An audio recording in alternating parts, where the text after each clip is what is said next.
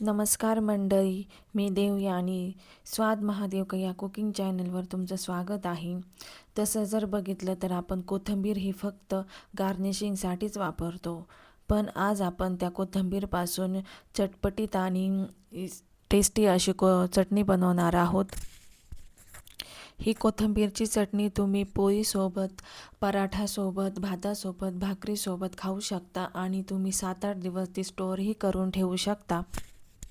कोणी सांगूही शकणार नाही की ही चटणी हिरव्या कोथिंबीरपासून बनवलेली आहे आणि सर्वांना एवढी आवडेल की सर्व चाटून पुसून खातील. आणि चला तर मग ही टेस्टी चटणी तयार करायची रेसिपीला आपण सुरुवात करूया. आपण यामध्ये लसणाची पात घेतलेली आहे, त्यासोबतच आपण कांद्याची पात घेतलेली आहे आणि सर्वात महत्त्वाची वस्तू म्हणजे भरपूर अशी कोथिंबीरही घेतलेली आहे. इथे आपण लसणाची पात व्यवस्थितरित्या कट करून घेणार आहोत. त्यासोबतच आपण कांद्याची पातही व्यवस्थितरित्या कट करून घ्यायची आहे. आता आपण ती स्वच्छ धुतलेली कोथिंबीर ही व्यवस्थितरित्या कट करून घेऊ. तुम्ही या चटणीसाठी ताजी फ्रेश अशी कोथिंबीर वापरायची आहे. आता व्यवस्थितरित्या सगळी कोथिंबीर कट करून झालेली आहे. आता आपण गॅसवर कढई ठेवलेली आहे. त्यात 1 चमचा तेल टाकले. 1 वाटी शेंगदाणे घेतलेले आहे. हे भाजलेले शेंगदाणे आहे, ते व्यवस्थितरित्या तळून घ्यायचे आहे आणि त्यामध्ये मी 1 वाटी तीळ टाकलेले आहे. ज्या वाटीने शेंगदाणे मोजून घेतले होते त्याच वाटीने मी तीळही मोजून घेतलेले आहे. आता त्यामध्ये भरपूर असा लसूण टाकलेला आहे. लसूणही चांगल्या प्रकारे परतून घ्यायचा आहे. लसूण व्यवस्थित परतून झाल्यानंतर त्यामध्ये मी या 4-5 तिखट लाल मिरची घेतलेली आहे आणि आता त्यासोबतच मी 3 बेडगी मिरची आहे. चटणीला कलर छान यावा यासाठी मी बेडगी मिरची घेतलेली आहे. तुम्ही तिखट मिरचीचं प्रमाण कमी जास्त करू शकता.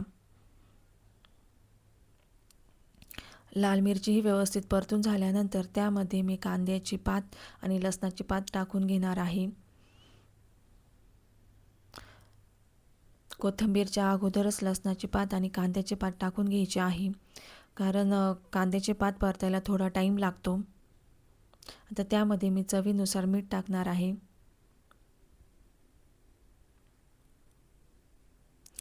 आता आपल्याची कांद्याची पात व्यवस्थित परतून झालेली आहे. त्यामध्ये आता ही भरपूर अशी कोथिंबीर टाकून घेणार आहे. चांगल्या प्रकारे कोथिंबीर परतून घ्यायची आहे.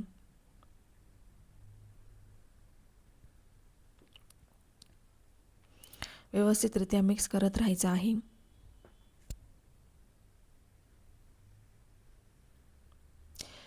ही चटणी तुम्ही प्रवासातही घेऊन जाऊ शकता.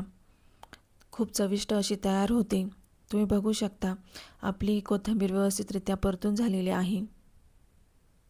आता हे सर्व साहित्य आपण थंड करायला ठेवणार आहे. हे सर्व साहित्य थंड झाल्यानंतर मिक्सरच्या भांड्यात ट्रान्सफर करून घेते आणि सर्वात महत्त्वाचं, ह्या चटणीला चटपटीत चव येण्यासाठी मी चिंच टाकणार आहे. तुमच्याकडे चिंच अवेलेबल नसेल तर तुम्ही लिंबू किंवा आमचूर पावडरचाही वापर करू शकता.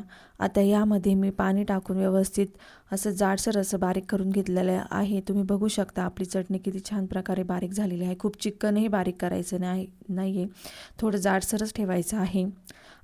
तुम्ही ही चटणी अशीच पोळीसोबत खाऊ शकता, पण आपल्याला ती जास्त दिवस जर टिकून ठेवायची असेल तर आपण तिला एक तडका देणार आहोत. मी तीच कढई गॅसवर ठेवलेली आहे आणि त्यामध्ये 1 चमचा तेल टाकून घेतलेला आहे आणि आता त्यासोबतच मी 1 चमचा मोहरीही टाकलेली आहे. मोहरी तडतडल्यानंतर त्यामध्ये थोडेसे जिरे टाकलेले आहे आणि थोडासा लसूणही टाकलेला आहे. लसूण, जिरे, मोहरी सर्व व्यवस्थितरित्या परतून घेणार आहेत आणि आता त्यानंतर मी थोडीशी लाल मिरची ही चे तुकडेही त्यामध्ये टाकलेले आहे. आता मी त्यामध्ये हिंग टाकत आहे.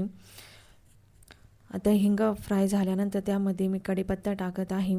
तुम्ही बघू शकता खूप अशी छान प्रकारे आपली फोडणी दिल्या जात आहे आणि खूप सुगंधही सुटलेला आहे. आणि आता त्यामध्ये आपण जे चटणी व्यवस्थित बारीक करून घेतली होती ती टाकणार आहे. आता आपल्याला ही चटणीतलं पाणी जोपर्यंत ड्राय होत नाही तोपर्यंत आपल्याला ही परतून घ्यायची आहे। तुम्ही बघू शकता आपण ही व्यवस्थितरित्या परतून घेतल्यानंतर आपल्या चटणीचा कलरही चेंज झालेला आहे आणि चटणी खूप छान प्रकारे परतून झालेली आहे। आता तुम्ही ही चटणी थंड करून घेऊन हवाबंद डब्यामध्ये पॅक करून फ्रीजमध्ये जास्त दिवस टिकवून ठेवू शकता। तुम्हाला जेव्हा हवी असेल त्यानुसार तुम्ही ती चटणीचा स्वाद घ्या आणि आता ही चटणी तुम्ही प्रवासातही घेऊन जाऊ शकता। पराठ्यासोबत, भाकरीसोबत खूप छान लागते आणि त्यासोबतच भातासोबतही खूप छान लागते आणि त्यामध्ये आपण जो लसूण सगळं टाकलेला आहे त्याचे जे बाईट येतात दाताखाली तेही खूप छान लागतात। तुम्हाला जर माझ्या हा चटणीचा प्रकार जर आवडला असेल तर लाईक करा, शेअर करा आणि सबस्क्राईब करा आणि तुम्ही ही चटणी जर घरी ट्राय केल्यानंतर तुम्हाला ती कशी वाटली तेही कमेंटमध्ये मला सांगा। तुम्ही बघू शकता आपली चटणी खूप छान प्रकारे तयार झालेली आहे।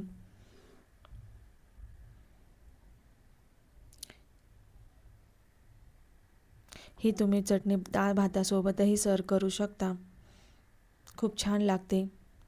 धन्यवाद व्हिडिओ पूर्ण बघितल्या